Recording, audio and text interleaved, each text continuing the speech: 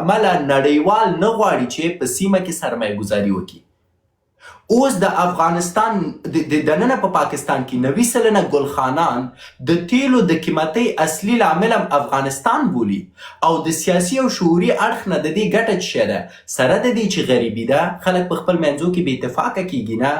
او د دې ټولې قیمتۍ زور د خپل دښمن نه وباسي. تاسو په دې سیاست نه پوهیږئ. دننه په افغانستان کې برعکس ده. ټول هغه بدبختۍ چې مونږ لرو د پاکستان له امله دي. اما یو ځوان راپورته کیږي ما ته وایي چې ته ولې په پاکستان غږیږي. د دې د خاطره شاید چې دا د پاکستان په استخباراتو ځوریږي. که دا اوس زه راپورته شم دننه په افغانستان کې په طالبانو غږیږم او طالبانو ته کنځلې شروع کم اول د تا غوندې یو انسان چې پښتو یې لازده نه ده خلک احساساتي کوي په دغه خبر صبر د تا غوندې یو ځوان چې لی پښتو زده نه ده او ټول عمر یې په جرمني کې تیر کړی ما ته ډېر ښه ګوره ډاکټر صاحب ګوره بار ته پرسنل یو دقیقه ریلاکس ته ښکته کښېنه چې زه ستا پوښتنې یو ځل صحیح جواب کړم بیا راشه. د تا غوندې یو بې عقله ځوان چې ټول عمر یې په جرمني کې تیر کړی دننه د افغانستان د خلکو نه خبر نه دی او پوهیږي چې د افغانستان 90% خلک بې سواده دي غواړي د ما نه چې زه د طالبانو په خلاف هغه 90% خلکو ته نصیحت وکړم د هغه 90% خلکو کرکه د طالبانو نه پیدا کړم تر څو زما په هیواد کې یوه بله کورنۍ جګړه پیل شي. اما زه باید هغه 90% بې سواده خلکو ته د پنجاب د مرتد فوج حقیقت ونه وایم ځکه هغه بل هیواد دی. پس زما سره پوښتنه ده ولې یو ځوان چې په جرمني کې اوسېدلی پښتو یې لا تر اوسه زده نه ده په دې خوشحاله اوسي چې زه افغانان په خپلو منځو کې سره واچوم اما په دې خفه اوسي چې زه افغانانو ته د هغوی اصلي دښمن وښایم. ولې؟ په دې اړه تاسو جواب نه لرئ. جناب آریان صاحب ستړی مه شئ الله دې راوله. سلامونه ډاکټر صاحب ته او نورو دوستانو ته هیله ده چې روغ او جوړ به زما غږ به م انشاءالله سم وي. ډاکټر صاحب ستا خبرې مې واورېدې ځینو سره د موافق یم بالخصوص دغه اخر کې دي چې ویلې چې زه څه غواړم زما خبرې ټول تویست کړله زما خبرې د ماتې توهین ډاکټر صاحب باور وکړئ ډاکټر صاحب دا داسې سړي سره ډاکټر صاحب غږېږي که حقیقت مو خبر شي. ګوره جناب الپروفیسور صاحب ما ځکه بیرته راپورته کړئ چې تاسو ته یو فرصت درکړم چې آرګومنټس مو د لاجیک او د سیاسي شعور په اساس که چېرته هر ځل تاسو راپورته کېږئ یا په ما نیوکې کوئ یا د ما نه ګیلې کوئ دا د نورو ملګرو وخت ضایع کوي. یو ځل دا ما وکړه آریان صاحب به وغږېږي بیا به ولسمشر وغږېږي زه ورته ولسمشر نه وایم د هغه نه وروسته بیرته راشه په لاجیک ما سره وغږېږه. زه خوښوم چې یو څوک استدلال را سره وکړي. کنځلې زما هم زده دي ستا هم زده دي توهین زما هم زده دی ستا هم زده دی. زه په توهین نه کمیږم زه په توهین باندې نه ځورېږم اما لاجیک مې ډېر خوښېږي. آریان صاحب ستړی مه شي په خیر راغلی مهرباني ډېره مننه کور ودان. ډاکټر صاحب داسې سړي سره غږېږي چې هغه وایي چې پښتانه چې دي خیرن دي ترهګر دي وحشي خلک دي ټوله ورځ یې موږ په همدغې بلاک کړی موږ سره بلاک لیست کې پروت دی ماشوم دی. خبره دلته دا ده زه راځم په موضوع خبرې کوم. دا درسته دی چې پاکستان زموږ دشمن دی. هر افغان چې دا وایي چې پاکستان زموږ دشمن نه دی زه د شک په سترګه ورته ګورم ځکه د شک په سترګه ورته ګورم چې دا 40 کاله د دومره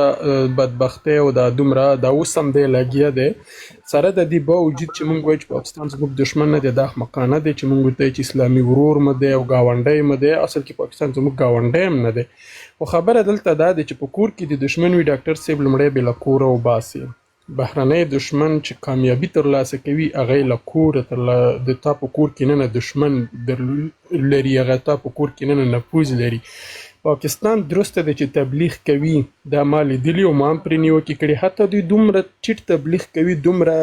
سپک تبلیغ کوي چې د کله د دوی جګړه راغله دوی په ای آی ښځې درولې پښتنې ښځې چې موږ له آصف منډیره مننه کوو چې په کابل د بمبار کې چې هلته کې طالبان کې ظلم کا هغه پښتو هم د ای آی چې وه ډېره کمزورې وه. خو خبره دلته دا دی ډاکټر صاحب زه ستا سره هیڅ په دې کې مشکل نه لرم نه تا سره نورو دوستانو سره چې تاسو افغانان پوهوئ دشمن ورته ښیئ زه بالکل د دې حساب تاسو ته آفریني وایم او ملاتړ مم کوم ځکه که زه نه ورته خنتیخې ورته وښیه. خو خبره دلته دا دی چې پاکستان له رسنیو ټلویزیون زما او تا خبر نه ډیر مهم دی، باور زیات دی او د اتم باندې کار دې کړی. پاکستان راځي په دې سرمایه ګزاري کوي چې رسنۍ باید افغانستان سره دشمندار تبلیغات وکړي، په کوزي پښتونخوا کې په پښتو یې وکړي، چې پښتانه پوه کړي، په بلوچي ژبې وکړي چې په هغه بلوچان پوه کړي چې افغانستان زموږ دشمن دی. خو بیرته ستا په رسنۍ کې ملي ټلویزیون کې بیا هغه ورور بلل کیږي او په جنگ کې ورته وایي چې ولې جنگ ورسره وکم. یو طالب چارواکي راځي ولې جنگ ورسره وکم، دلیل څه دی، د څه لپاره یې وکم. په دغه ځای کې ډاکټر صاحب فکر نه کوي چې زه او ته ډېر کمزوري یې په نسبت د دوی، او زه دغه ځای کې تم کمزوری راځي، زم کمزوری راځم، زما او ته هغه دریځ هم نه دی معلوم. ځکه چې یو رسمي سړی وایي چې ولې جنگ ورسره وکم، پاکستان سره زما ورور دی، ګاونډی مې دی. وزیر وایي چې پاکستان زموږ اسلامي ورور دی، بل وزیر وایي چې دی په موږ بمبارۍ کوي، خیر دی زموږ ورور دی، خو هلته د اسلامي نظام راولي. او مشر هیڅ د پاکستان نوم د 1200 کسانو په شهادت هیڅ د پاکستان نوم اریان صاحب، یعنی په ټوله کې ستاسو ارګومنټس دا دی چې چېرته د افغانستان عام ولس د پاکستان خلاف تبلیغاتو ته دوام ورکوي، ولې دننه په افغانستان کې د افغانستان ملي تلویزیون برعکس د یووالي پیام خپروي سي؟ عموما دولت ولې دا کار نه کوي؟ زه به اول وخت ورکم جناب محمد ولسمشر ته، ځکه زه غواړم د خبرې واورم، بیا به زه تاسو سره خبرې وکم. ستړی مشر لالا په خیر راغلی، الله دې راوله، مهرباني. ډاکټر صاحب محترم سلامونه تا ته او اریان صاحب ته او ابل ورور ته ټول چې لاندې ناست دا ګران دوستان ټولو ته د سلامونه ځان ته ورسېږي. ډاکټر صاحب ته هم تا ته هم معلومات ده چې زه خالي پوښتنې کوم، او ارسطو وایي چې هېڅ پوښتنه چې ده هغه احمقانه پوښتنه نه ده. معنا د دې هرې پوښتنې هر څوک چې ورته احمقانه فکر کوي هغه به خپل، یعنې هر هغه څوک چې ډېر سوالونه کوي هغه ډېر یو څه زده کوي. بیا هغه ماشوم ته راجع کوي چې ماشوم هېڅ کله نه وایي چې دا سوال مثلا احمقانه ده که نه ده، هغه خپل سوالونه کوي ځکه چې ماشوم د زده کړې په حالات کې. زه دا فکر کوم چې زده کړه د یعنی پوره صرف یو خدای ده، ځکه موږ او تاسو ټول نیمګړي یاستو. زده کړه تر څو چې زما په خیال باندې په مرۍ کې د تنفس یعنی دغه وجود کې د روح زما په خیال باندې زده کړه انسانانو ته اړینه ده. نو زما سوالونه به صرف د زده کړې په هکله باندې چې زه زده کړه وکړم. ډاکټر صاحب محترم 15 د اګست د څه شي په هکله باندې ته ګڼې دا اوسنی 15 د اګست چې تاسو یعنی تاسو توره ورځ یې ګڼئ، تاسې یې ښه ورځ ګڼئ، تاسې څه شي ورځ نوم تاسو ورته ورکوئ؟ ډاکټر صاحب محترم لومړی دغه سوال. صحیح، زه لاند خیر غواړم اول د آریان رول خبره جواب کوم، بیا په ټوله کې ځکه زه پوهېږم چې تا ورپسې بله پوښتنه هم ده چې هغه پوښتنه زما د ایره نه شي، که د اجازه یي، که د اجازه نه یي مستقیم ستا پوښتنې ته راځم. نه مهرباني ډاکټر صاحب ولې نه، په دواړو سترګو. آریان جان، یو شی زه باید تاسو ته وایم، کله چې زه وایم چې د منطق او سیاسي شعور په اساس باید وغږیږو، عرض مې دا ده چې تاسو د پاکستان ملي تلویزیون نه ګورئ چې بیا عین تبلیغات خپاره کړي د افغانستان په خلاف. ولې؟ ځکه د ملي تلویزیون ډیپلوماسي فرق کوي د یو شخصي تلویزیون سره. پس تاسو په افغانستان کې ټولو نیوز ګورئ چې د امدي طالب په امر د پاکستان په خلاف راپورونه خپروي او د پاکستان جمهوریتي نظام ته چې دی رژیم وایي، او دا یو تر ټولو خطرناکه خبره ده. پس اسلامي امارت د پاکستان سره ملګرتیا نه پالي، بلکې د پاکستان نه کرکه لري او غواړي د خپلو افغانانو په ذهن کې دا پیام خپور کړي چې موږ د پاکستان دښمنان یو، ځکه پاکستان نه غواړي چې اسلامي امارت ووسي. د بلې لوري نه په خپل ملي تلویزیون کې خپله ډیپلوماسي حفظ ساتي. دا داسې دی لکه چیرته د تا جنګي، ستا د دفاع وزارت وظیفه دا ده چې ته جنګ وکړي، په سرحداتو کې نفر ووژنې، اما ستا د کورنیو چارو وزارت وظیفه دا ده چې ته د خبرو د لارې یو چا سره مخ ته لاړ شي. اوس یو انسان داسې نشي کوی ووایي چې خیر که چیرته طالبان د پاکستان سره دښمني لري نو ولې چې د بهرنیو چارو وزیر امیر متقي صاحب توپنګ سره لا نړو او د پاکستان د بهرنیو چارو وزیر مړ نه که، ځکه د متقي صاحب کار دا نه دی چې خلک ووژني. بلکې د خلکو وژل د ملي دفاع د وزارت کار دی. پس د ملي تلویزیون کار دا نه دی چې د استخباراتي اړخ نه استفاده شي، بلکې زموږ شخصي رسنۍ چې کومې دي دا یې وظیفه ده تر څو مخته لاړ شي، هغه هم د امارت په اجازې باندې. دوم مسله 15 د اګست 2 اړخونه لري. زه فکر کوم 15 اګست د افغانستان د خپلواکۍ ورځ وه او ملت باید په دې ویاړ وکړي. ځکه باید ملت په دې ویاړ وکړي چې هر باشعوره سیاسي انسان په دې خوشحاله کیږي چې د دوی د وطن نه د بیګانه خلکو پوځیان ووځي. په افغانستان کې په زرګونه اساکر د 14 هیوادونو او هیڅوک د نورو هیوادونو پوځي حضور په خپله خاوره کې نه غواړي. په مجرد د دې چې ستا په خاوره کې د نورو هیوادونو پوځي حضور یي، که ته ووایې که ونه وایې ته غلام یې. که چېرته د یو هیواد مثلا په سعودي عربستان کې د امریکا اډې دي، اوس چې کله جګړه پیل شوه ایران سعودي عربستان درزوي، ځکه ورته وایي چې ته غلام یې. که غلام نه وي ولې باید ستا د امریکا اډې باید ستا په خاوره کې وای. پس زه د یو افغان ولس په توګه 15 اګست د افغانستان د ازادۍ د ورځې په توګه لمانځم، ځکه په اوسني شرایطو کې دننه زما په خاوره کې یو پوځ، هغه که د پاکستان وردي که د امریکا وردي، چې اغوستي او ټانک سره را دننه شوی نشته. ولې دا زموږ سیاسي ناکامي وه. د سیاسي ناکامۍ له اړخه زه ورته خفه یم، ځکه زما په لکهاو اردو پکې له منځه لاړه، ځکه زما پولیس پکې له منځه لاړه، ځکه زما د وطن نړیوال شناخت پکې له منځه لاړ. آیا د خپلواکۍ د ورځې په توګه یې منم؟ بلکل. آیا د سیاسي ماتې په توګه یې منم؟ بلکل. بخښنه غواړم مشر ولسمشر وبخښئ، ډېره بخښنه غواړم ځکه زه وړاندې راغلم زما په خبرې وکړلې، هغه جواب چې دوی ویل هغه یې ونه ویل، همدې وجې نه یې ته پکې راګډ هم کړلې چې دا خبره بلې خواته لاړ شي. ډاکټر صاحب دا چې شعور نشعور دا خو زه فکر کوم دا په بیل بحث په هغې زه نه غږېږم، خو زه په همدې موضوع غږېږم چې ته وایې چې د ملي ټلویزیون پالیسي، ته ملي ټلویزیون پالیسي ما کار پکې کړی، د هغه د ملي منافعو ساتل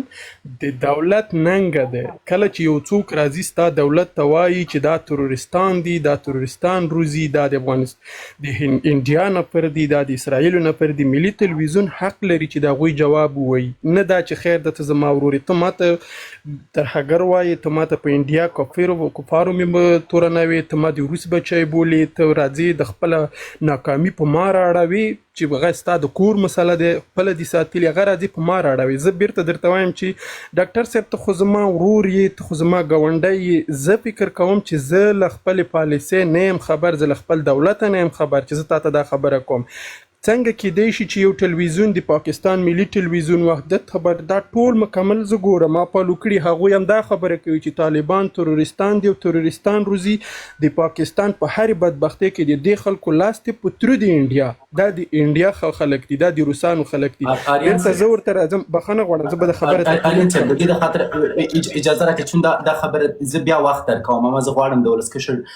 مکملې خبرې واورم. نه خیر تاسو ولسمشر سره که غږېږئ زه ښکته کېږم بیا دا نه کېږي چې دا موضوع کې هغه راګډ کېږي، هغه صرف پوښتنې کوي غواړي تا نه ځان ووایي. مګر زه غواړم د ټولو عموم دا چیلنج کړم چې 15 د اګست توره ورځ ده، دغه درته وایم. عرض مې دا دی کومې خبرې چې تاسو کوئ دا د پاکستان د ملي تلویزیون لخوا نه دي خپرې شوي. که مې اوس ثبوت درته وښوده بلکل زه به هغه چې دی واورم که چېرته تاسو ثبوت راته وښایي. کله چې تاسو ویلې چې تاسو په ملي تلویزیون کې کار کړی، تاسو باید په یو شي باندې پوه شئ چې د ملي تلویزیون هر هغه خبره چې کیږي د ملي تلویزیون په واسطه چې خپریږي هغه د مسؤلینو په اساسي. مثلا که د دفاع وزارت یوه خبره کوي هغه په ملي تلویزیون کې خپریږي. ملي تلویزیون نشي کولای د شخصي تا ته وایي چې ته په ملي تلویزیون کې کار کوي، احساسات د قدر وړ دي، راشه کینه پاکستان ته کنځلې وکړه، ته نشي کولی. په ملي تلویزیون کې که ته خبره کوي وایي به چې ملا یعقوب داسې ویل، که ته خبره کوي وایي چې ملي ټلویزیون دا نه دی. ملي ټلویزیون د افغانستان پالیسي په نظر کې ونیسه، ګټې ته کولی شي دښمن ته هر ډول وکړي، ځکه هغه پرې بیل کوي ته بیرته جواب ورکړي، خو ته هغه څه مه کوه چې د شته دولت پالیسي مننګوه. دغه د ته داسې مه وایه چې ملي ټلویزیون تا ته راشي چې هر څه دې زړه غواړي پاکستان ته کنځلې وکړه. کنځلو خبره نه دی مطرح، ولې په ټلویزیون کې کنځلې آریان صاحب زما عرض دا دی چې ته به هم لاړ شې مطالعه به وکړې، زه به مطالعه وکړم. شاید نه ما کړې ده ډاکټر صاحب، دغه خلک ګوري د زر نمبر دا دی ولیکي چې نه دا د ملي ټلویزیون پالیسي د چې پاکستان ته د کنځلي وشي زه شرم درکوم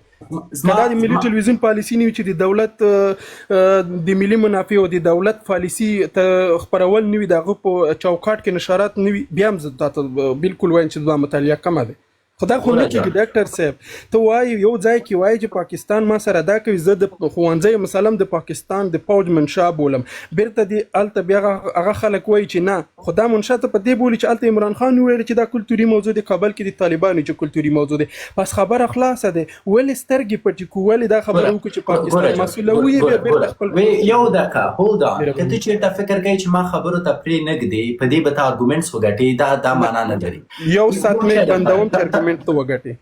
نو څو اقل واوره زما خبره یو ګوره ته وایي ما په ملي تلویزیون کې کار کړی زه نه پوهېږم اکثریت د تاسو چې د ملي تلویزیون د کار کولو دعوه کوئ بیا وایي خبره خلاصه دی